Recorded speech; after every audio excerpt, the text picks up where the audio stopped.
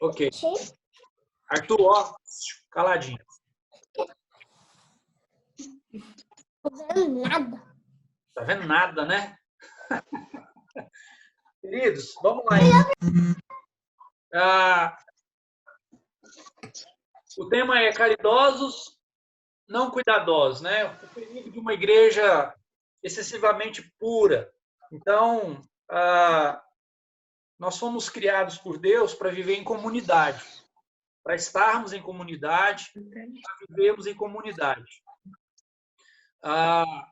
O que acontece? Há critérios bíblicos, critérios comportamentais. Nós avaliamos os nossos irmãos, pessoas, para que elas sejam, para que a gente possa perceber nelas que há um processo de conversão ou que elas são conversas, estão sendo aí tratadas e trabalhadas pelo Senhor. Então, veja bem, o texto aqui diz que nós somos feitos para estar em comunidade. O ingresso em uma comunidade implica em risco de sofrer dor profunda, rejeição e exclusão. Nós temos medo, muitas vezes, de nos relacionarmos por causa de sermos rejeitados, de sermos excluídos, né? E essa tensão ela começa bem cedo, quando a gente vai para a escola, e à medida que a gente vai desenvolvendo, vai crescendo, ela vai sendo intensificada, né? Quando a gente vai para a faculdade, ou quando a gente começa um trabalho novo, quando nós somos incluídos em alguma parte da sociedade, sempre há esse medo, né, de sermos mal vistos, rejeitados e até excluídos de certos grupos. Isso é normal, isso faz parte, né, é algo que está presente no ser humano. E isso na igreja também não é diferente, sobre a questão dessa tensão, né? E as pessoas, quando elas vão para a igreja, para participar da igreja, ou para ser recebido na igreja, sempre há também esse sentimento, né, de se saber se ela vai ser rejeitada ou se ela vai ser bem aceita, né? Então, no Evangelho nós descobrimos que a primeira coisa é Deus que nos aceita. E nós somos aceitos por causa de Jesus Cristo. A igreja, ela é uma dádiva de Deus, e o desejo de participar, de congregar ativamente de uma comunidade de fé é sinal de que nós somos verdadeiros cristãos. Eu quero aqui abrir e dizer que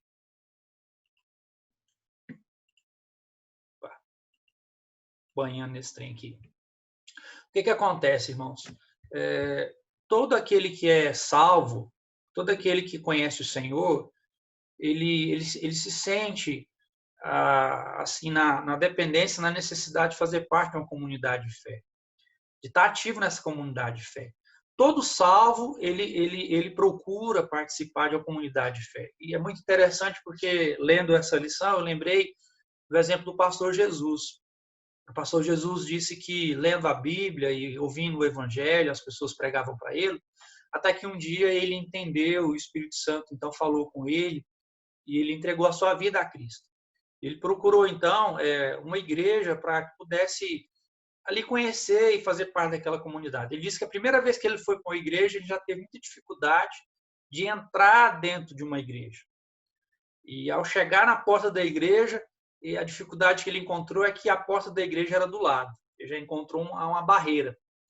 E a outra barreira que ele encontrou é que quando ele entrou na igreja, da forma que ele entrou, ele saiu.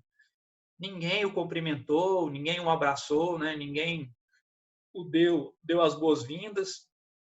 E quando ele saiu daquele lugar, ele voltou para sua casa.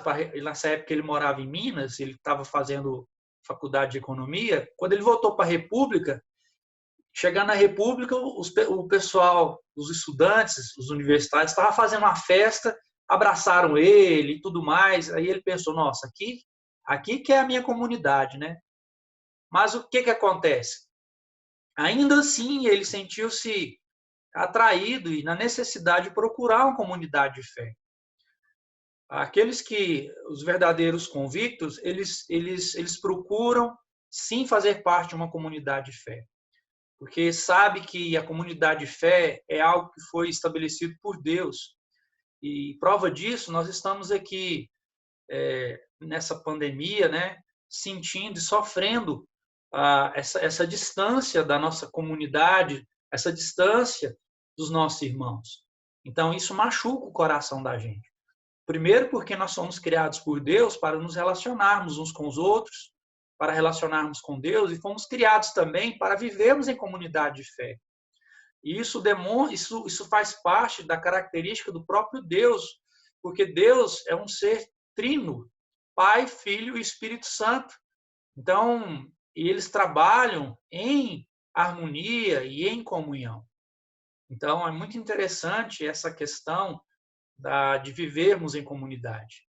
Isso é algo divino, é algo de Deus.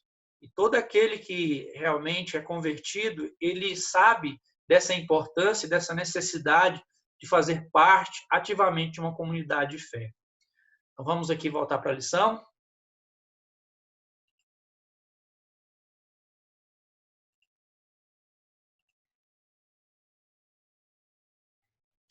Estou apanhando esse trem aqui, gente. Até parece que é a primeira vez que eu estou mexendo com isso aqui. Mas vamos lá. Então, a gente vai perceber, queridos, que existem algumas comunidades que elas se estruturam em torno de um certo público, de um certo... seleciona alguns grupos. Você vai encontrar igrejas, por exemplo, que eles trabalham especificamente com jovens. Em Goiânia temos igrejas assim. Temos igrejas que trabalham, por exemplo, tem uma igreja em Minas chamada Caverna de Adulão. Eles vão trabalhar lá com ex-drogados, com esse pessoal que era de diversa. Mas a verdade, queridos, é que nós devemos acolher a todos. E até eu lembro recentemente no seminário, dando aula, falando sobre a questão de homilética, aí um dos seminaristas, a gente questionando sobre hoje o padrão, né? Algumas igrejas, as pessoas estão projetando o auditório da igreja, tudo preto, né? Uma luz ali no pregador, e porque é a tendência, porque os jovens gostam e tudo mais.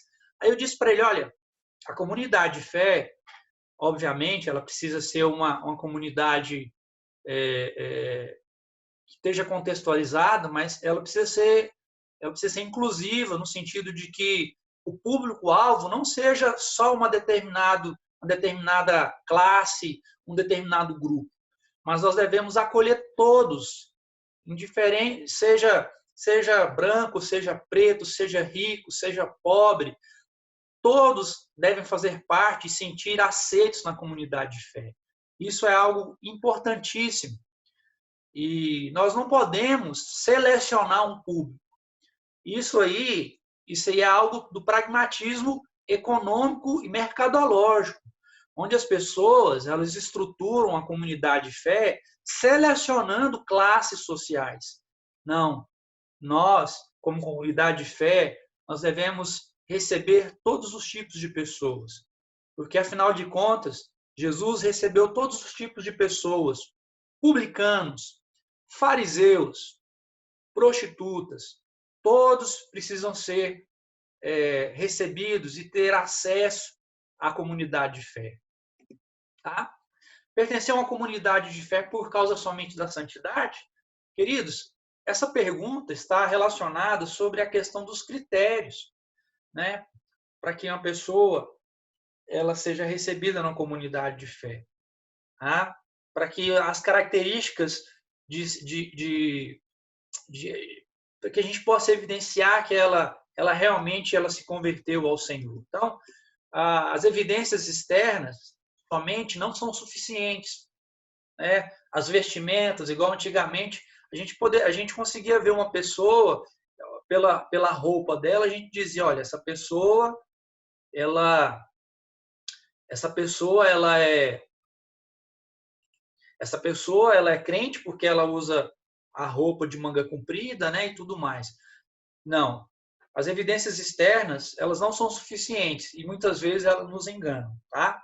Nós devemos identificar essas pessoas pelo amor à verdade de Deus, né? O desejo de vencer e se afastar do pecado, a disposição para obedecer a Deus.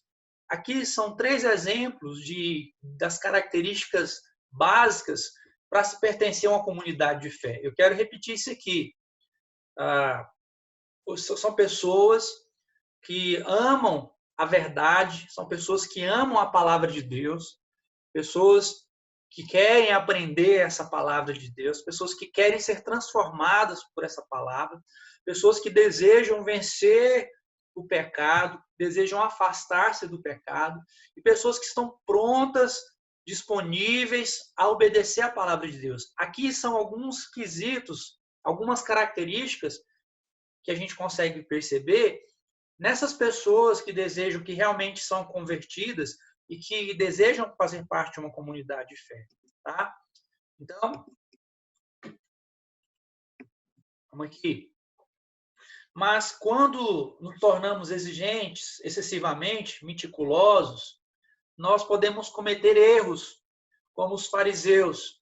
Às vezes a gente reduz a santidade a uma lista de coisas exteriores, né? De pode e não pode. E a vida cristã é muito mais do que isso, né? A vida cristã é muito mais do que pode e não pode. E a gente percebe muitas vezes, né, critérios muito elevados para que as pessoas elas façam parte de uma comunidade de fé. Ó, ser crente é poder fazer isso e não poder fazer isso. Não, isso não é. Isso é legalismo. Na verdade, nós somos chamados para a liberdade em Cristo Jesus. Então, se nós começarmos a adotar critérios legalistas, nós nos tornamos como os fariseus, né? E reduzimos a graça de Deus, reduzimos a palavra de Deus. E a gente sabe que, infelizmente, a comunidade de fé, que eles medem o tamanho do cabelo, a roupa que veste, né? E essas coisas para fazer parte da igreja. Eu lembro de exemplos de pessoas, como é o caso da irmã Conceição, ela foi desligada da igreja que ela fazia parte, porque ela viajou com pessoas não crentes. Quando ela chegou, a igreja tinha colocado ela em disciplina por causa disso. Então, esses critérios, né, são critérios legalistas, são critérios bíblicos. Se a gente for observar, Jesus comeu com publicanos, com pecadores. Isso, a gente precisa tomar muito cuidado sobre os critérios para não estreitar demais e também para não alargar demais, para as pessoas fazerem parte da comunidade de fé. Tranquilo até aqui? Amém ou não amém? Amém. Então vamos aqui. Alguém tem alguma pergunta? Alguma pergunta? O silêncio diz que não há perguntas. Vamos aqui, então.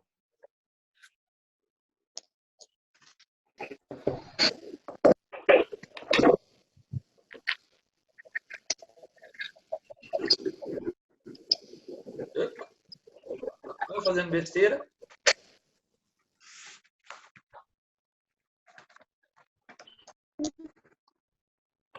O meu ali em cima que diz que é a bola da caixa.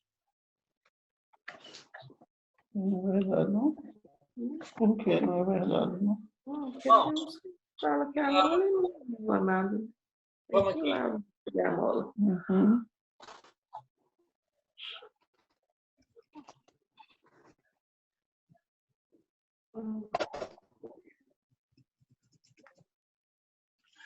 Para a gente pertencer a uma comunidade, obviamente, o princípio básico e necessário é a nossa esperança em Cristo Jesus.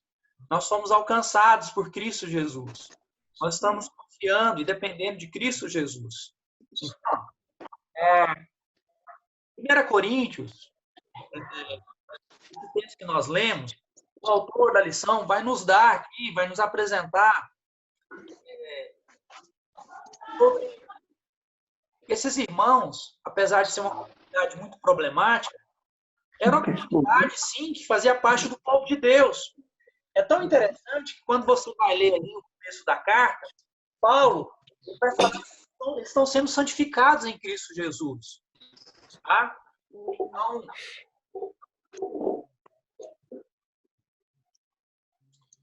Então,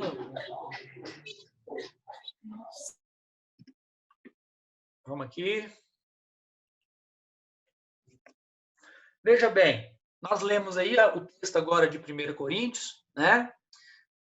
Eles pertenciam ao povo de Deus e Paulo agradece a Deus pela graça que eles receberam. Eles receberam a esperança em Cristo Jesus. A igreja em Corinto, Paulo se alegrava porque aqueles irmãos também eles haviam sido enriquecidos pela palavra e pelo conhecimento. Aquela comunidade, apesar de ser uma comunidade problemática, era uma comunidade que estava em processo de conversão, de salvação, de transformação. E Paulo observava que eles pertenciam a Cristo pela graça que eles haviam recebido. Eles estavam sendo enriquecidos pela palavra de Deus. Eles possuíam o testemunho de Cristo. Apesar de, muitas vezes, darem mau testemunho, eles tinham o testemunho de Cristo. E Paulo vai dizer que eles não faltavam nenhum dom. Então, apesar de todos os problemas, Paulo percebe que aquela comunidade de fé era uma comunidade que tinha sido alcançada pela graça de Deus. Tá? Então, pertencer a uma comunidade, nós pertencemos a essa comunidade, o primeiro quesito é a necessidade de termos a nossa esperança em Cristo Jesus. Isso é fundamental, é essencial. Tá? No entanto, Paulo vai mudar esse tom ao longo da carta, né? A partir do capítulo 3, ele vai chamar esses irmãos de crianças, de carnais, de imaturos, porque eles não estavam prontos ali ainda para receber o alimento sólido. Paulo vai trabalhar isso aí, né? Ao longo de toda a sua carta. Mas Paulo, ele é caridoso, Paulo trata essa comunidade com amor, né? Eles pertencem, apesar de tudo isso, eles pertencem à igreja por causa da esperança em Cristo, e não porque são maduros ou porque são perfeitos em santidade. Eles fazem parte da comunidade porque eles foram alcançados por Cristo Jesus. Tá? E aqui, o autor ele vai nos dar 5 tipos de pessoas que pertencem às nossas igrejas, e essas pessoas pertencem graças a Jesus Cristo, graças à pessoa de Jesus Cristo. E nós vamos abordar aqui cada uma dessas 5 tipos de pessoas. Tá? São os imaturos, os imperfeitos, os fracos, os feridos e os que causam escândalo. Todas as igrejas, opa, deixa eu voltar aqui. Todo lugar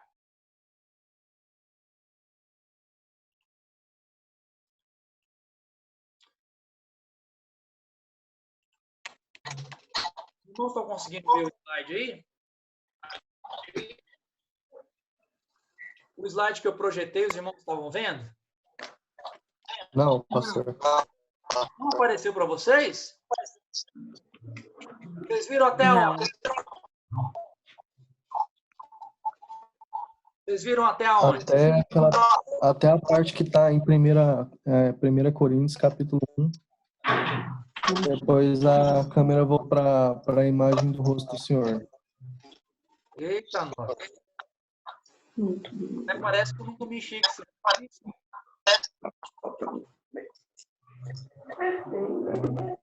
É só apertar o botãozinho verde aí que vai. Agora vocês estão... Agora apareceu. Eu tô sozinho. Não sei. A Isabela soltou. Deixa eu voltar aqui um pouquinho. Até aqui, Rodrigo? Isso.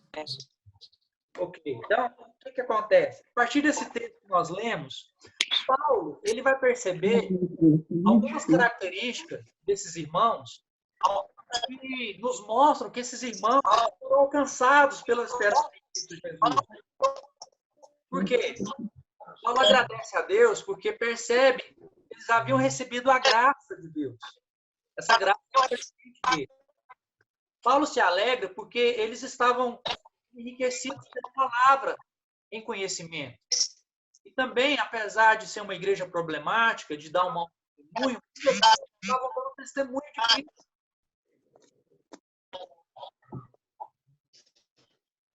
Então, também não faltava dom. Aqui estão algumas características de pessoas que haviam confiado e estavam esperando em Cristo Jesus.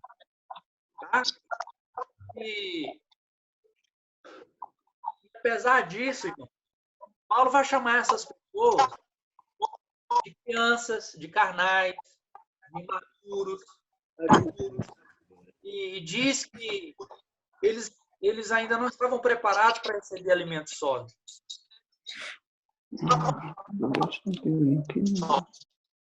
Então, o que acontece?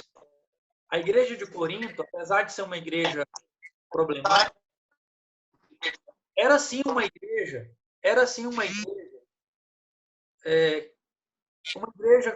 que existia pessoas convertidas, existia pessoas que estavam confiando no Senhor. E no começo, se você for na sua Bíblia aí, ele vai dizer, aqui no capítulo 1, nos primeiros versículos, ele vai dizer, no versículo 2, a igreja de Deus que está em Corinto, aos santificados em Cristo Jesus, chamados para ser santos. Apesar de ser uma igreja cheia de problemas, era uma igreja que estava sendo trabalhada por Deus. Era uma igreja que a sua esperança estava em Cristo. E o autor dessa lição vai nos dar aí 5 tipos de pessoas que eram encontradas naquela igreja e que também nós encontramos em todas as comunidades de fé espalhadas pelo mundo e que também estão presentes na nossa comunidade. São 5 tipos de pessoas. Foi onde eu parei aqui na lição. Eu vou voltar aqui a ela então.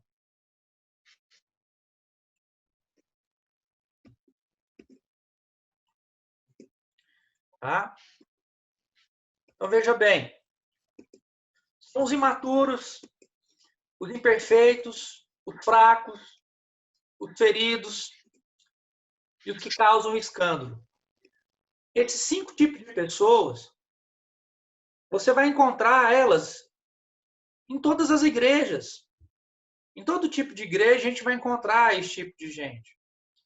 É muito interessante, eu estava estudando as cartas do Apocalipse, e você vai perceber que a maioria das igrejas, todas elas, o Senhor diz, eis que tenho contra ti.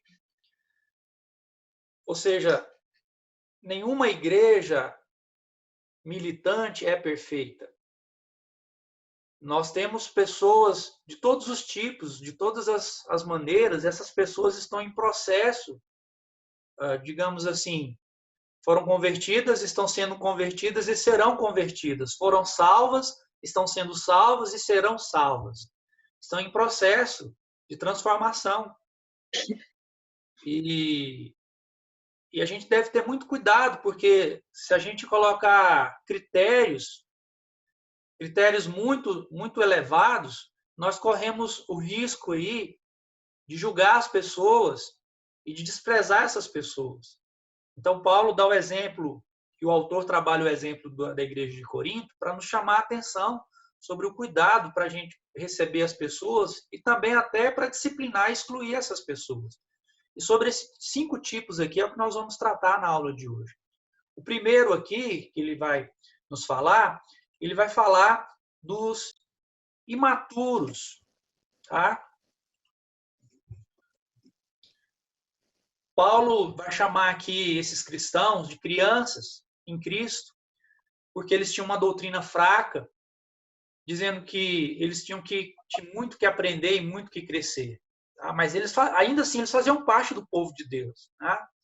No capítulo 14, os imaturos, eles eram imaturos porque eles não sabiam como eles deviam se portar nos cultos públicos. Não tinha uma teologia de culto, né, organizada.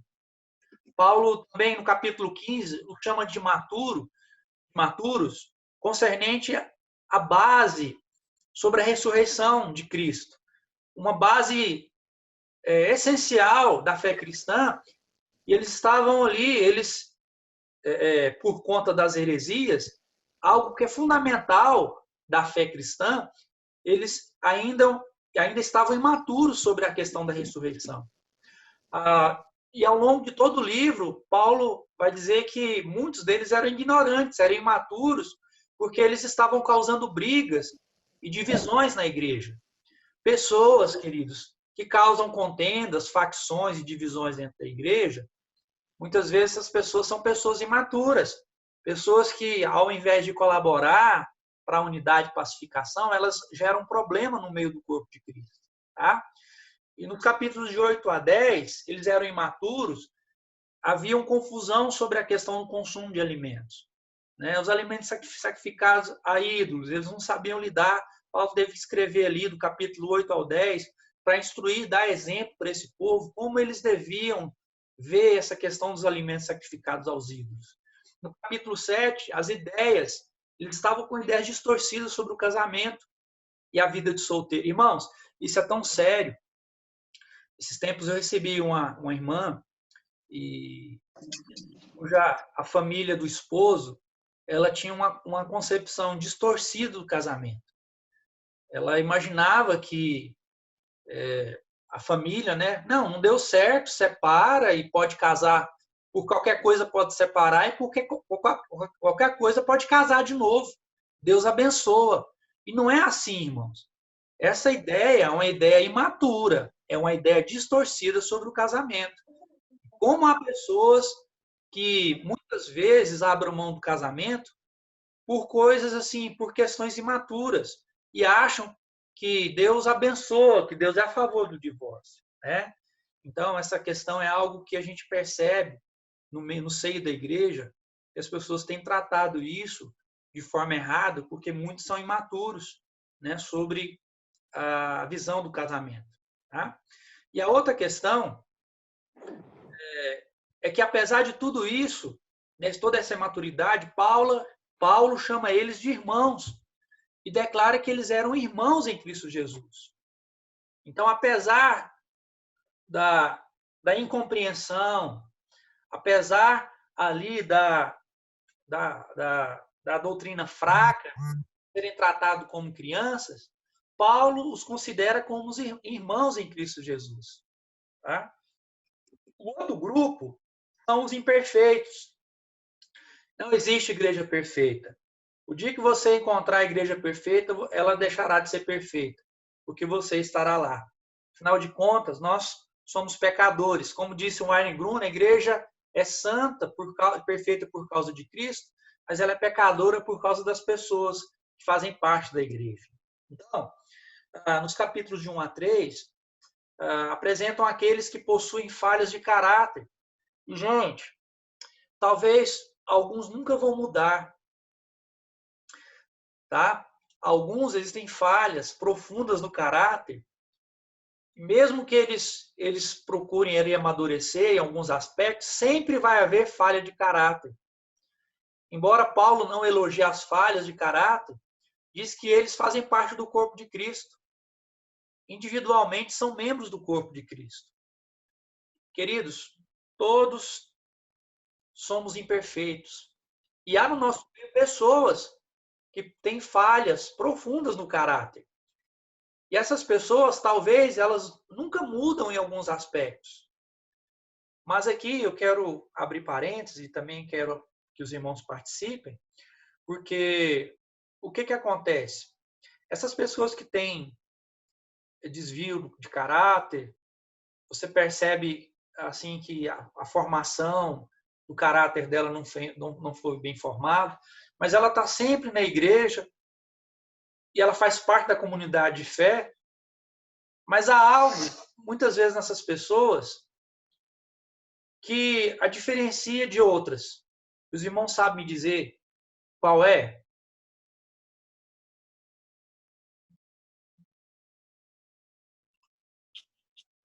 Bom, pessoa que é assim e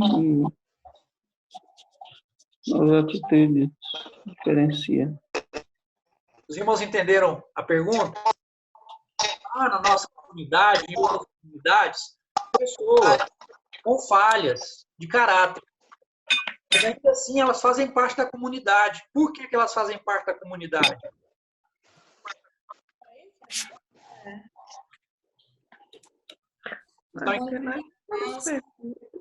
Eu acredito, pastor, que essas pessoas fazem parte da comunidade porque elas foram lavadas e remidas pelo sangue de Jesus. Isso. Nós somos servos, né, do Deus vivo, buscando crer que está em Filipenses, que é aquele que começou a boa obra, há de completar. Então, eu acredito que é bem isso. Né? Todos nós somos imperfeitos. Isso. E a nossa tendência é querer arrumar outros. O Delano falou muito comigo assim, ô, meu amor, você não é Espírito Santo na vida do outro, não. Né? No sentido da gente querer consertar o outro e fechar para as nossas falhas. Isso. Agora, veja bem, você chegou onde eu queria. Nós queremos consertar os... Mas não adianta a gente querer consertar as pessoas se elas não querem ser consertadas. Isso. A evidência de que essa pessoa, ela de fato ela é convertida, apesar da falha de caráter, é porque ela se arrepende. Ela reconhece as suas falhas. E isso, irmãos, é algo claro de uma pessoa que é convertida em Cristo Jesus. Apesar das suas falhas de caráter, ela se arrepende. Ela reconhece os seus erros. Ela sabe que ela é imperfeita. Ela sabe que possui muitas vezes falhas profundas de caráter, mas a sua confiança está em Cristo.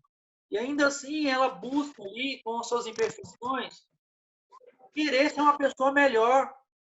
Ela aceita que ela muitas vezes está errada, ela aceita que há falhas no seu caráter, e ela então, por si mesma, ela procura, não, eu preciso melhorar. Essa é a grande diferença.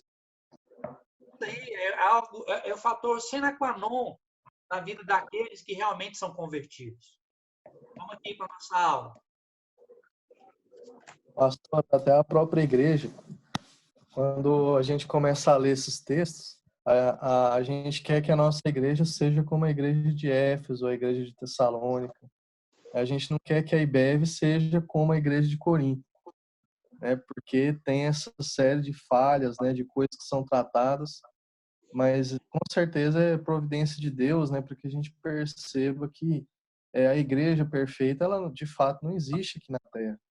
É que nós temos problemas e nós somos imperfeitos. Eu sou e todos nós, né? Então, se você for elencar tudo que precisa ser tratado, a igreja IBEV tem muito mais da igreja de Corinto do que outras igrejas que são citadas na própria Bíblia.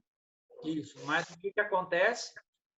A imperfeição não é desculpa para que eu não busque a mudança, tá? Então, mesmo com falhas no caráter, quando a pessoa ela compreende isso e ela aceita que ela precisa ser mudada, então ela baixa a cabeça no sentido de que ela se arrepende, ela busca de todas as formas essa mudança. Isso é um traço visível. E essa pessoa ela foi convertida por Jesus Cristo. Vamos aqui. Amém. Paulo fala que essas pessoas são membros do corpo de Cristo. Então, vamos aqui. Todos nós temos falhas de caráter, irmãos, que nos fazem manquejar e talvez manquejemos a vida inteira. Né? Precisamos suportar as imperfeições uns dos outros. E se você depositou sua esperança em Cristo, pertence a igreja, tá? Se você tem esperança em Cristo, você não está preocupado com o que as pessoas pensam de você. Você está preocupado em ser a pessoa que Cristo quer que você se torne. Tá? Os fracos, embora eles haviam aceitado a Cristo, recebido a Cristo, continuavam a lutar contra o pecado. E Paulo não fazia vista grossa para os pecados. Você vai ver Paulo com a atenção desse pessoal aí, tá? Mas sabia também que os autênticos cristãos são fracos na carne e lutam constantemente contra o pecado. Paulo oferece caridade, Paulo oferece amor, porque sua luta é prova de sua esperança. Ou seja, eles lutavam, eles não tinham a síndrome de Gabriela. Eu nasci assim, assim sou e vou morrer assim. Irmãos, esse tipo de coisa aí é característica de pessoas que não nasceram de novo. Tá? Se a pessoa, o fraco, ele tem a consciência de que ele é fraco. E ele, então, ele procura lutar para que, através da esperança de Cristo, ele possa melhorar-se a cada dia. Tá? Nós precisamos de caridade para ajudar aqueles que lutam a todo custo e de forma genuína contra o pecado. Devemos caminhar juntos para ajudá-los a superar a sua fraqueza, participando presentemente da sua luta. A luta sincera e franca demonstra verdadeira esperança em Cristo. E aqui, irmãos, é muito interessante, porque o autor ele vai trazer o exemplo de um rapaz que o rapaz tinha uma luta muito grande com a questão da sexualidade. Era um rapaz que chegou ao ponto de envolver com prostitutas. Mas era uma pessoa que se arrependia. É uma pessoa que procurava os irmãos, falava, gente, eu pequei, eu preciso de ajuda. Eu sou fraco, me ajudem. Então, era uma pessoa que ela buscava a ajuda da igreja, ela buscava a ajuda dos irmãos, ela buscava a ajuda da liderança da igreja. Porque os irmãos percebiam naquela pessoa, apesar da sua fraqueza, a disposição de querer mudar, a disposição de querer ser tratado. Irmãos, isso a gente percebe como tem gente no nosso meio que não quer ser tratado, que acha que está tudo bem, que a vida dele é aquilo ali mesmo. Pessoas que estão se enganando, enganando até os crentes dentro da igreja. Pessoas que se disfarçam de imperfeitos e fracos, mas são alguns que nem nasceram de novo. Por quê? O pastor não nasceu de novo? Porque essas pessoas, eles não aceitam serem tratados. Eles não reconhecem as suas fraquezas. Vamos aqui.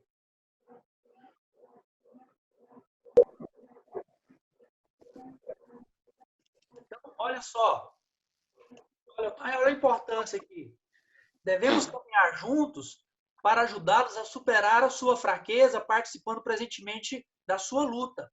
A luta sincera e franca demonstra a verdadeira esperança em Cristo. A pessoa ela reconhece o seu pecado. A pessoa, olha, eu preciso de ajuda, a pessoa confessa o seu pecado. A pessoa busca meios para lutar e ajuda para lutar. Esses fracos, eles evidenciam, sim, a verdadeira esperança em Cristo Jesus. E aos feridos também, que é a outra classe, tá? São aqueles que foram feridos por outros irmãos que sofrem. Por causa do sofrimento, desenvolveram um hábito de retribuição para se defender, chegando ao ponto de tornar-se público diante dos incrédulos, levando aos tribunais, né, as suas disputas. Essas pessoas elas estão tão feridas, e na cabeça delas, elas entendem que ela tem que pagar, e tem que fazer os outros pagar também, né? Por causa da ferida que muitas vezes elas sofreram em relacionamentos posteriores. Tá? Paulo os exorta no capítulo 3 que eles deveriam reagir com graça quando forem insultados e atacados, sofrendo, se possível, dano.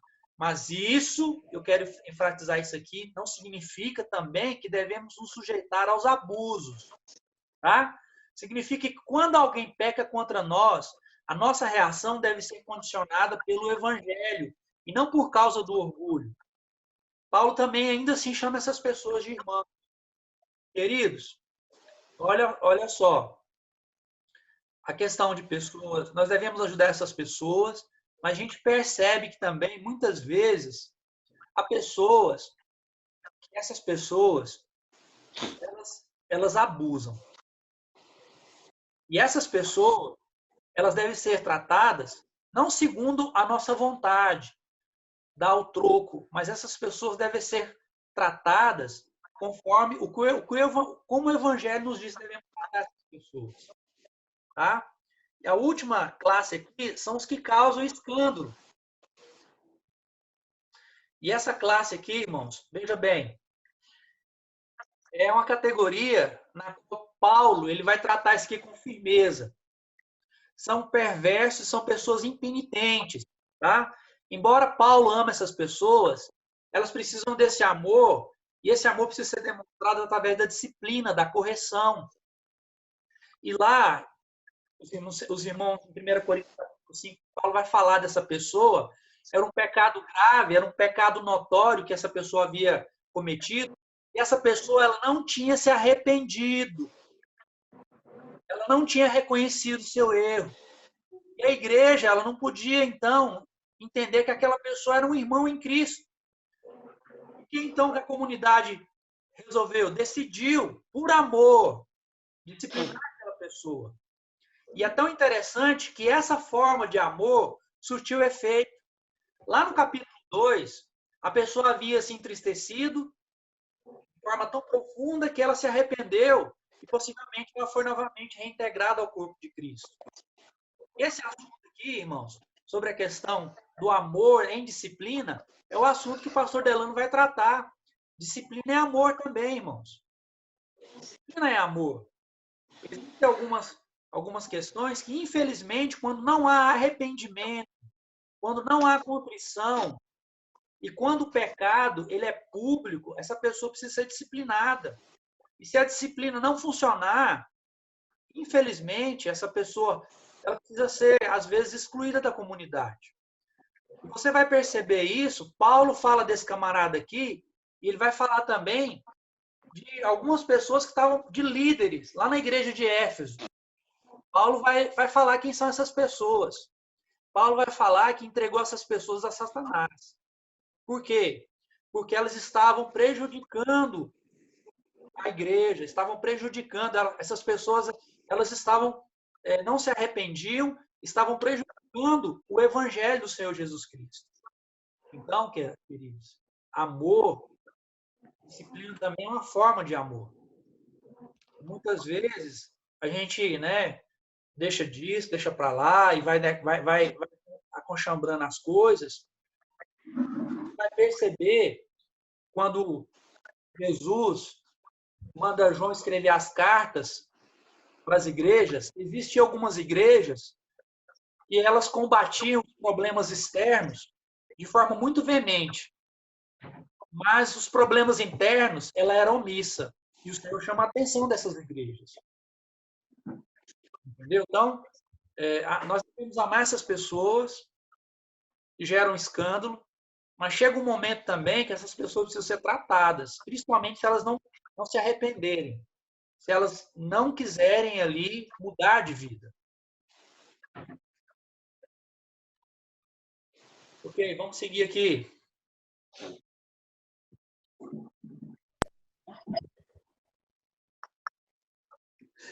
A decisão de amor influenciada pela disciplina imposta pela comunidade supre efeito, né? Então, essa pessoa, depois, ele se arrepende e, possivelmente, ele foi reintegrado ao corpo. Tá? Não há pecado tão escandaloso, nem história pessoal tão repulsiva que não possa ser perdoada pela graça de Jesus Cristo, concedida àqueles que se arrependem e depositam nele sua esperança. Cristo não rejeita o assassino, o homossexual ou o pedófilo, o quê? Arrependido. Isso. Por que deveríamos rejeitar? Irmãos, nós amamos os assassinos, os homossexuais, os pedófilos, mas aqueles que se arrependem, aqueles que se adequam à regra, às normas e às exigências da palavra de Deus. Tá? A esperança em Cristo se evidencia em uma trajetória de crescimento. Arrependimento, irmãos, é crescimento. Arrependimento está evidenciando que a pessoa está amadurecendo. Tá? Nós ainda nós não chegamos no destino, mas nós estamos em processo de crescimento, em processo de santificação, em processo de conversão. Terminando a nossa aula, pertencemos a uma comunidade, nós pertencemos a essa comunidade por causa da esperança de Cristo. Paulo chama os coríntios de crianças, de imaturos, de carnais, mas não os rejeitou, nem os deixou permanecer naquela situação. Paulo os exortou a crescer e fez isso por meio da comunidade de fé, pois é na comunidade de fé, meus irmãos, que a nossa fé é trabalhada. É na comunidade de fé que a nossa fé é provada, lapidada. Por isso que chama-se comunidade de fé, e não galeria da fama da fé. Então, está aqui a nossa lição sobre comunidade de fé. Espero que tenha sido proveitosa aí aos irmãos. E eu quero, então, nesse momento, abrir para perguntas, né, e para colocações que possam acrescentar sobre o assunto que estamos tratando nessa manhã. Irmãos, os irmãos, por favor, que desejam participar aí. Esta é a hora, com vocês. Hein, pastor? Eu acho que é bom, assim, essas diferentes categorias, né, a gente entender, porque cada uma tem uma necessidade diferente, né? Cada pessoa vai ter uma necessidade diferente. Quer dizer, a abordagem com o irmão, né, que ele é imaturo, vai ser de um jeito, né? Isso. A abordagem do outro que já é fraco na fé vai ser de outro jeito, né? Isso. Então é importante a gente saber disso, até Paulo também ensina isso, né, nas cartas, né? Como falar, né? Como abordar essas pessoas, né? Isso. É interessante que, apesar dessas categorias, a ênfase é sobre a questão de pessoas que estão em processo, né, que estão sendo tratadas. Nós estamos sendo tratados por Deus. E quando a pessoa ela aceita esse tratamento da parte de Deus e da parte da comunidade por Deus, evidencia que a sua esperança está em Cristo, né? Então, a gente tem esse tipo de pessoas no nosso meio, em todo lugar tem. O problema não é a comunidade de fé, o problema muitas vezes somos nós que não nos sujeitamos. Não nos sujeitamos a mudar, a reconhecer os nossos erros, né? O orgulho. Meus irmãos, como existem pessoas orgulhosas no meio da nossa comunidade. Às vezes a gente percebe isso em algumas coisas, a pessoa está errada, ela insiste no seu erro, aí você chama a atenção da pessoa, em vez dela arrepender, o que ela faz? Ela arma uma armadilha para você. Ela quer retribuir, ela quer causar mal a você porque você quer o bem dela. E acha que a gente está numa disputa. Irmãos, quem pensa dessa forma, que eu falei algo, aí alguém tem que dar uma resposta mais alta, isso é orgulho, isso aí é soberba, e pode evidenciar que a pessoa, às vezes, a sua esperança não está em Cristo Jesus. O que mais, querido?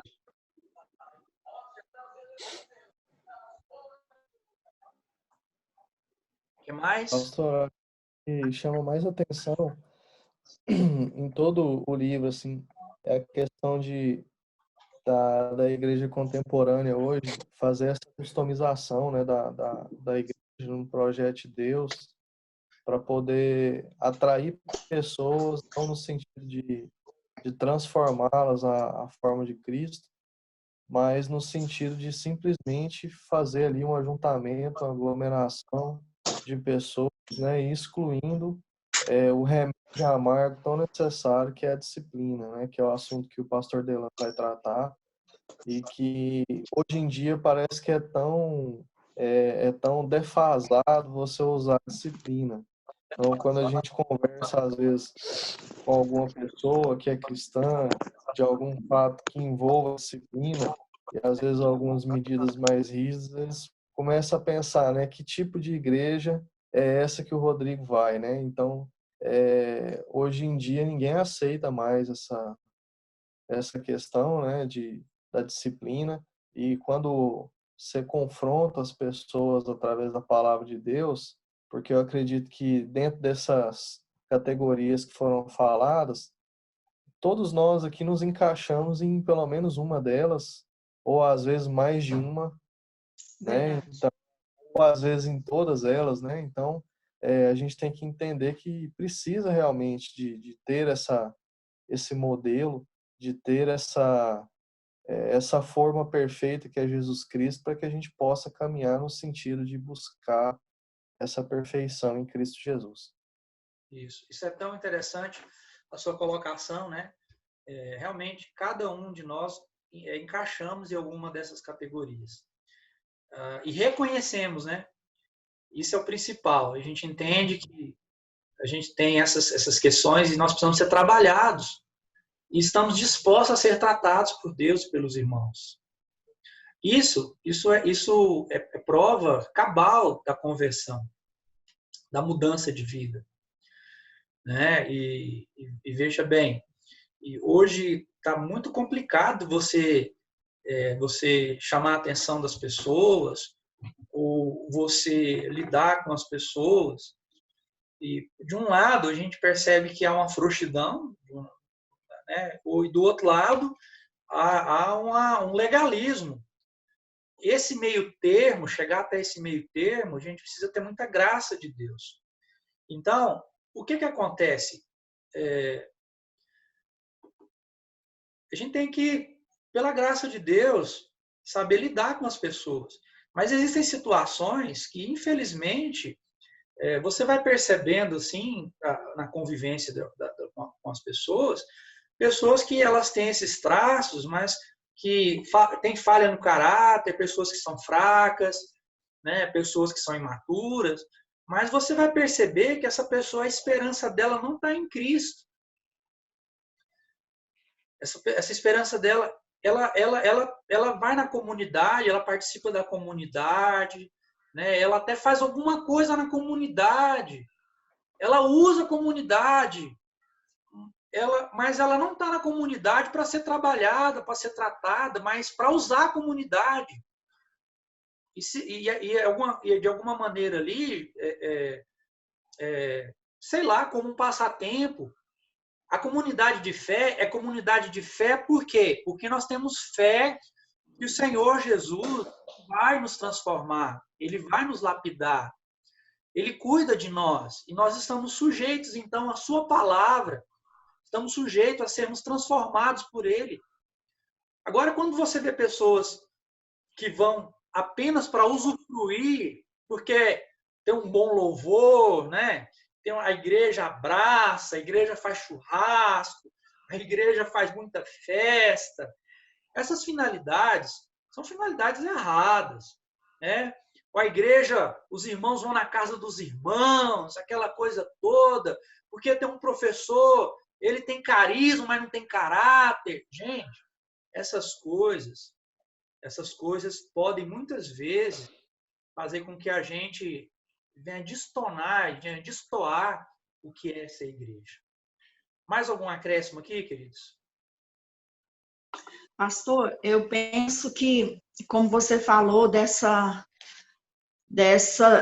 linha tênue que existe entre a libertinagem e o legalismo dentro da comunidade de fé, eu penso que é justamente a comunidade de fé é que vai levar o indivíduo a se adequar. Porque, por exemplo, uma pessoa que seja muito mentirosa, por exemplo, ele vai convivendo com os irmãos e os irmãos, a gente vai deixando prevalecer aquilo que a gente de fato é, aquilo que é nossa essência nos relacionamentos. Por exemplo, é muito mais difícil a gente ser cristão em casa, porque em casa a gente deixa as máscaras, a gente é realmente o que está na nossa essência. Mas a convivência dentro dessa comunidade, eu acredito que é juntamente com a disciplina, com os valores cristãos, é o que vai exercer na vida dos irmãos, daqueles que participam, E eu não falo só de estar dentro da igreja como organismo, mas de relacionar com a igreja indivíduo. Às vezes eu converso com pessoas que não estão fazendo parte da nossa comunidade e a pessoa diz, não, eu vou fazer assim, assim, assim, porque eu estou certa. Eu falo, você não está certa. A palavra de Deus diz que é assim, se você fizer, você vai colher esse fruto, se não, não. Você vai colher de acordo com o que você plantar. Então, eu acho que esses valores da comunidade, não apenas no organismo da igreja, mas na igreja como indivíduo que está no meio do mundo, né, no meio da sociedade, eu acho que esse relacionamento, ele ainda é, como está escrito lá na carta, que o amor é o vínculo da perfeição, eu ainda acho que o relacionamento, ele tem essa essência de trazer a pessoa para buscar e para querer viver uma vida melhor, né?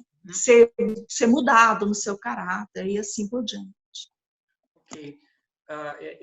Obrigado pela colaboração, Deuseni. De fato, é movido pelo amor. E esse amor é um amor, irmãos, é um amor sobrenatural. É um amor que vem da parte de Deus. Mas o que adianta? Não adianta também você dar amor para quem não quer receber esse amor. Entendeu? A Bíblia diz que porque Deus amou o mundo de tal maneira que deu seu Filho unigênito para que todo aquele que nele crê. Então, tem gente que não quer crer. O amor, ele é dado, mas muitas vezes o amor, ele é rejeitado também. Essa questão, não adianta você querer tratar uma pessoa com amor se ela não quer receber esse amor. Se ela não quer ser tratada com esse amor. Aí você vai ficar fazendo o quê? Vai ficar dando soco em ponta de faca? O Cordeiro, é tão interessante o livro de Apocalipse, porque Jesus é o Cordeiro, né? Lá no capítulo, acho que no capítulo 6 de Apocalipse, quando João vê o livro na mão daquele que está sentado no trono, João começa a desesperar, né? Aí um dos anciões diz, olha, não se preocupe, o leão da tribo de Judá venceu. Aí quando João olha, ele não vê o leão, ele vê um cordeiro. Só que lá na frente, quando vai começar os flagelos, que é a disciplina de Deus, você vai ver Deus arrochando um negócio. Primeiro Deus arrocha as tribulações, que vai ali do capítulo 6 ao capítulo 19 do livro de Apocalipse. São 3 sequências de disciplina de Deus para levar as pessoas a converter. Primeiro são selos, depois são as trombetas e por fim são os cálices. E é tão interessante, Deuseni, porque você vai ver no capítulo, acho que no capítulo 10, que as pessoas elas não querem se arrepender e elas chegam a morder a língua. Elas estão rejeitando o amor de Deus. Aí o que adianta? Aí o texto vai falar que é a ira do Cordeiro. É ruim a gente falar disso, né? De questão de ira. Mas a gente tem que tratar. Deus é amor, mas Deus é justiça também. Se nós falarmos só de um Deus de amor, não é o Deus só da Bíblia. E esse texto que eu mencionei, de João 3,16, porque Deus amou o mundo de tal maneira, ele completa. Lá, os outros versículos, ele vai dizer que ele é amor, mas ele vai falar que ele é justiça também. Ele vai falar daqueles que não creram no unigênito do Filho de Deus. Eles já estão, o quê? Já estão condenados. Então, se nós falarmos de Deus, só da justiça de Deus, ou só do amor de Deus, o nosso evangelho está incompleto. Porque, como diz no livro, o livro de Apocalipse, o livro de Isaías é muito claro isso, né? Do capítulo 1 ao capítulo 29 ali, vai tratar sobre o juízo. E do capítulo 39, e do capítulo 40 até o 66 vai tratar sobre a graça de Deus. Porque Deus é um Deus perfeito. Então existe amor e existe justiça. Mais alguma coisa aqui para somar, para a gente terminar a nossa aula, queridos?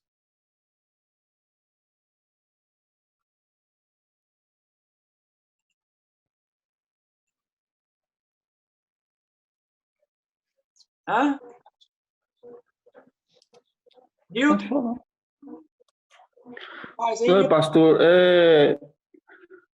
eu penso, até estou comentando aqui com a Jo, eu penso o seguinte, é uma visão que a gente tem com a comunidade de fé, todos que estão, né, os nossos irmãos, e é uma visão mais assim aguçada, por exemplo, nesse posicionamento, quando a gente vai tratar com os nossos, por exemplo, com os nossos filhos, aqueles que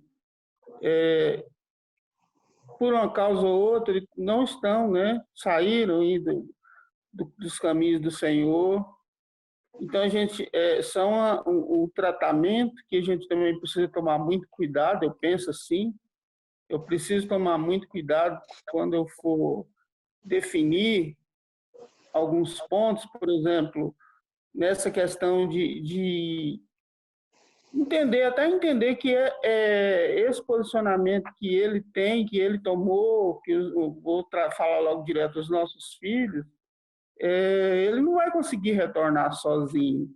E a gente, como igreja, precisa entender, às vezes, até quando o nosso posicionamento não está sendo uma forma de exclusão. Porque, de alguma forma ou outra, a gente está fazendo uma seleção. A gente faz uma seleção nesses momentos. Então, eu penso assim, preciso tomar muito cuidado, eu também preciso ficar muito atento nessas coisas, mas sim, gera essa preocupação. Então, é isso que eu queria falar, tem esses dois pontos. A gente também precisa ficar alerta que esse ponto que é envolvendo os nossos, né? Aqueles que estão próximos de nós, os nossos familiares, nossos filhos. Amém? Amém. Obrigado, Newton. Realmente é aquilo que eu disse também, né? Tudo precisa ser feito, irmãos, conforme a palavra de Deus, debaixo de oração, debaixo da sabedoria de Deus. Por quê? Porque a igreja é de Deus.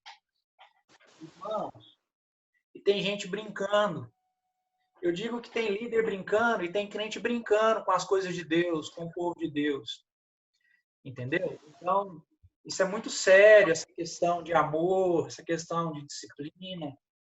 E se a gente estiver respaldado pela palavra de Deus, pela orientação de Deus, a gente pode trocar os pés pelas mãos.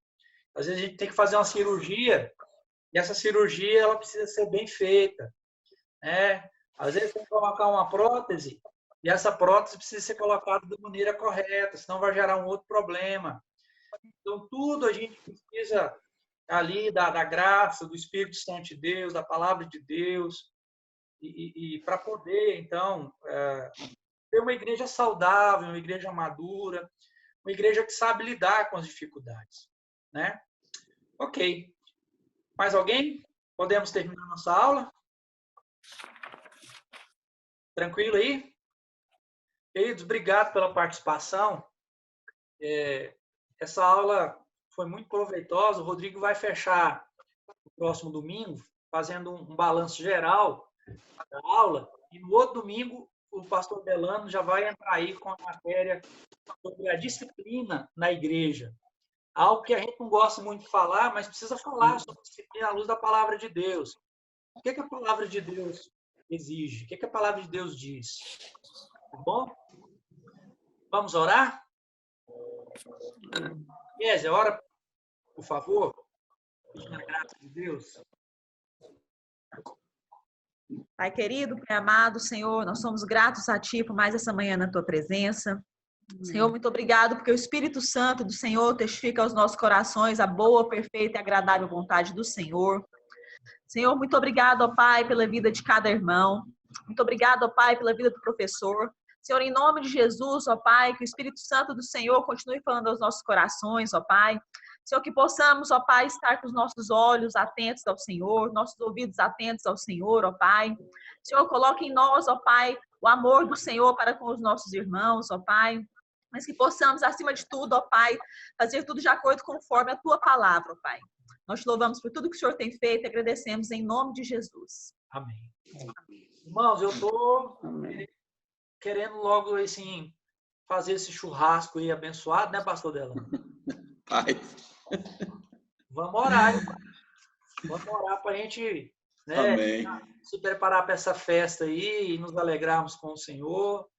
E, se possível, entre em contato aí com os irmãos que você percebe que está assim meio né, cambaleando, e vamos caminhando junto aí uns com os outros, para que o Senhor esteja aí falando aos nossos corações e que possamos continuar servindo e seguindo o Senhor. Amém? Amém. Meus irmãos, um bom domingo, uma boa semana. Quarta-feira tem aí reunião de oração. Que Deus nos abençoe, que Deus abençoe cada um de vocês, suas famílias. Que em breve possamos estar juntos em nome de Jesus. Deus abençoe a todos em nome de Jesus. Amém.